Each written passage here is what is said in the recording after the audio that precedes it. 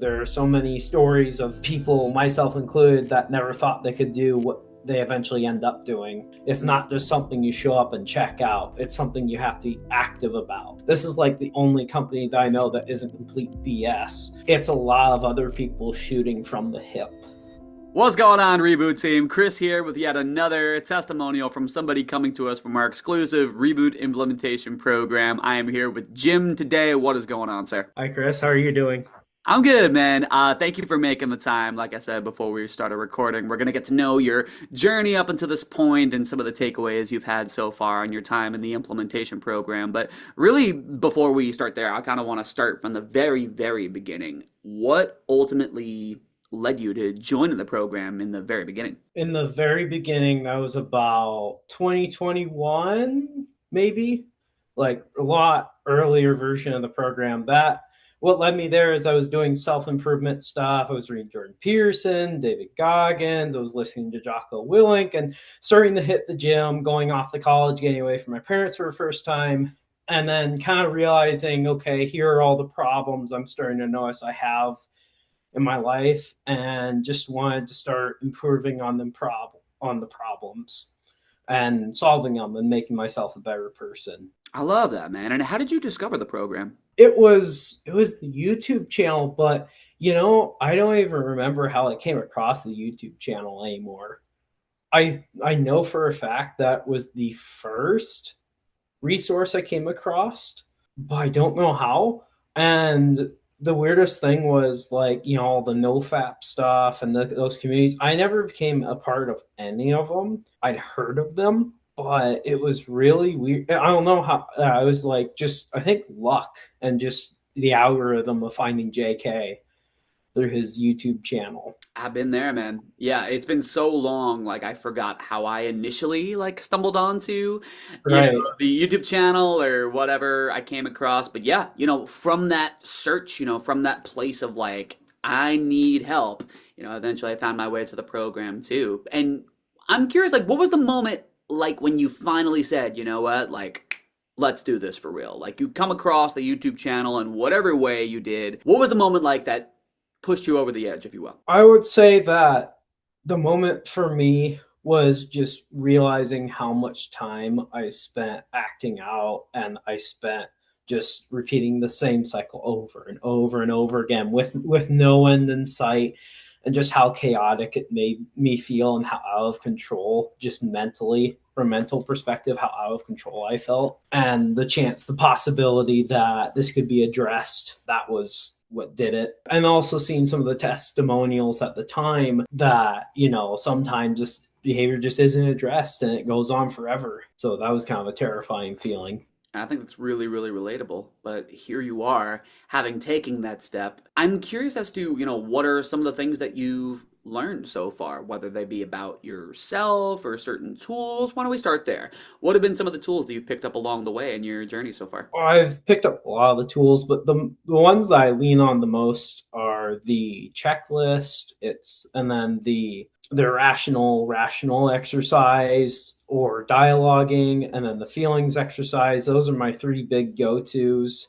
Or just the knee jerk one is the band you guys encourage, or from one of the books you guys recommend, the beard technique, where you just, if you have beard or facial hair, you just do this, which I think this is a lot more subtle than snapping a rubber band. This has a bit more of a psychological effect. It's discreet in public, but also it reminds you, hey, you're not that kid anymore. Kids don't have facial hair. Yeah, so you no longer need to operate in the same way you did as a boy. You don't need to solve your problems or perhaps run away from them in the same way you once did, as a youngster. And it's, Mm. again, it's such a subtle thing. And when you make that part of your new muscle memory, it can make a big, big difference. So I love that. I'm curious as to, as far as other resources that you may have utilized in the program, like the coaching calls, for example. Like, what has been your experience with those? Um, I find that the coaching calls are very beneficial. When I first started, there weren't any, but now that there are a bunch, there's so much more now. It's like every day of the week now, I think, except maybe Monday. But it's the like from Rankin to Milan. It's like very beneficial. Or Orestes, I haven't been on his Wednesday calls, but I've heard a lot. Like my AP went to that and he really enjoyed it. It's just very beneficial to have another professional like address like one of you, if it's like, something you ask them, or one of the other brothers asked a question that you're kind of looking for an answer to, but you didn't know how to put into words. And that's usually Milan. I usually attend Milan and Rankin, and both of them do a tremendous job at answering either psychological or neurological questions, behavioral questions, and kind of reframe it in a healthier frame and in an effective way to deal with it. I love that, man. And shout out to Milan, shout out to Dr. Rankin and all of our coaches for doing what they do.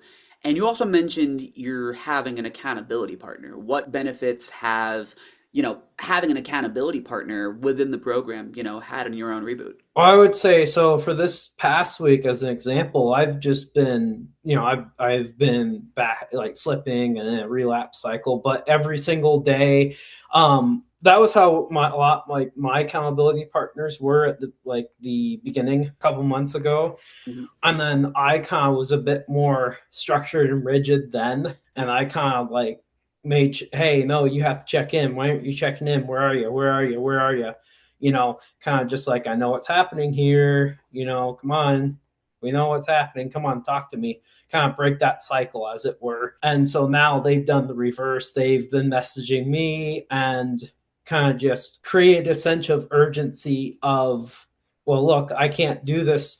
It's more like, I can't do this for you, but you need to pick yourself up, get your crap together, pull up your pants, your big boy pants, and get back to it. We all fall down, but the important thing is to learn the lesson of why we fell down and to move forward, and to not do the same thing again. Certainly not beat yourself up for the fact that Yes. you fell down. So, so good. And shout out to your accountability partner for doing their job, holding you accountable, Mm-hmm.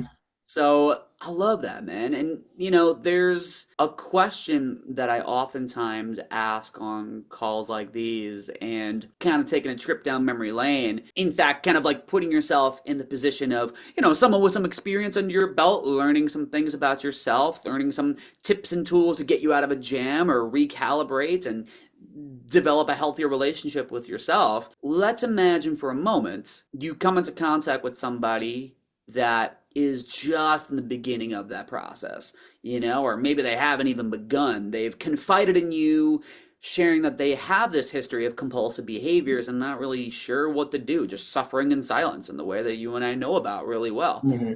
Knowing what you know now and having experienced what you've experienced so far, what might you share with that particular person? I would tell them that there is no right time to deal with this behavior. For example, my most recent coming back to the program was not the most ideal time. I didn't expect to have to, get back into the program, make the commitment that I expected. Like, that was not my yearly checklist, as it were. But I found that it was something that I'm like, okay, I have to deal with this. This is something that is like seriously bad, like any other behavior or addiction, alcohol, hard drugs, or anything like that. It's something that needs to be dealt with. Otherwise, it's going to wreck your life in some way, shape, or form. Or at the very least, limit it to something that you don't want, and the life you truly want and are meant to be living will never come to be. All that energy that sucks away could be devoted to a business, or it could be changing careers from, let's say, some lowly retail worker to a psychologist, or a full-blown doctor with a practice, or any number of things that helps people as of service, something better than what you are now. Like, there are so many stories of people, myself included, that never thought they could do what they eventually end up doing. And so you need to understand that this isn't going to be a perfect uphill trajectory. It's going to be more like a wave of going up and down, and gradually going up, kind of like how the stock market tracks. It's a bunch of zigzags going up and down, and typically generally trending up, but that's part of the journey. That's so good, man. I love the way that you articulated that. It is something that's oftentimes said in the group. In fact, it's one of our core values. Progress, not perfection. You know? So, if you find yourself on maybe a downslope, which life is going to be difficult inevitably, it's just a matter of, do you have the tools and the community to lean on to get back toward where you want to go? And I love that you illustrated that, particularly with Mhm. that stock market zigzag illustration. I think that's so, so true.